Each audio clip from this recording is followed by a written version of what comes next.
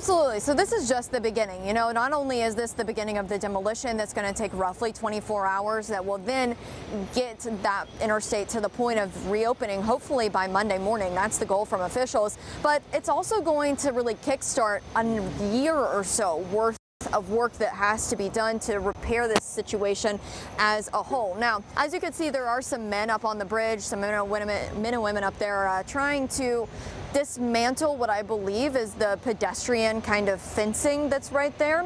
They've been cutting it apart, taking that piece by piece. So this is going to have to be done in sections. This isn't something that you just take heavy machinery to, knock it down, and then clean up the pieces, as you may see with maybe a house fire or something like that. This, as you would hope, is a much bigger, much more sound structure. Right now, though, it needs to be taken down because of its instability. But I want to show you the traffic as well. We're going to switch over to that point of view real quick. This is the detour if you're getting off 95. This is 3-4 lanes of traffic all being smashed into this one lane and then up on this ramp.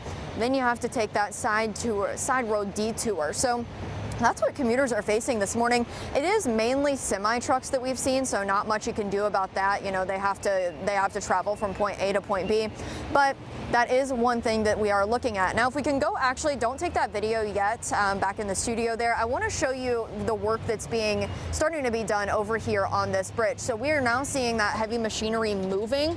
It looks like it has some sort of possibly a drill of some sort at the end of it. This is just the start. They're going to have to dig up a lot of pieces here. They're also going to have to repave that section under the bridge where the fire messed with the asphalt itself. And that's just, again, the beginning of this work. 95 is going to be shut down at least through the weekend as they tear down the bridge, clean it all up, make sure everything's structurally sound, and then they can open 95. The bridge, however, will not be rebuilt for at least a year, even with that emergency funding from Governor Lamont that he was able to secure through the federal avenue. That's happening because of the emergency declaration. So just a lot going on here. Traffic completely at a standstill for the past hour or two.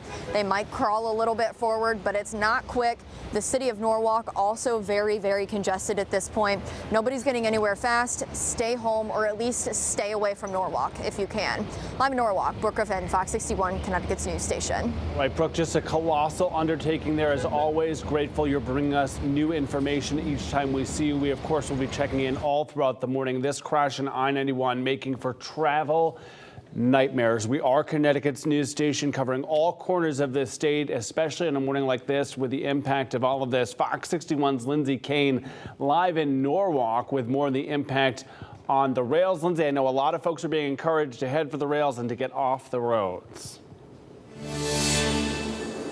Hi, good morning. That's right. And I'm not actually sure that they're taking those warnings. It took us about an hour and a half to go 16 miles from the Bridgeport station here to the South Norwalk train station this morning. The roads are very, very crowded, and I just walked into the train station, and the train station here is empty this morning as well. Now, I heard from Metro North officials this morning. They said that they are working with the CTDOT and they are prepared to add extra trains if necessary. However, no plans are in place to add extra trains today. Now, state and local leaders, again, just pushing people off of the roads. They're saying to stay home if you can do so, to try to limit the impact on the roads and also on the rails. Now, Norwalk schools are closed today. Employers in the area are encouraged to have their workers work remotely as well. It's unclear exactly how long both sides of the highway will be closed, likely until Monday, but it could be later as well. It's estimated more than 160,000 cars pass through the area daily.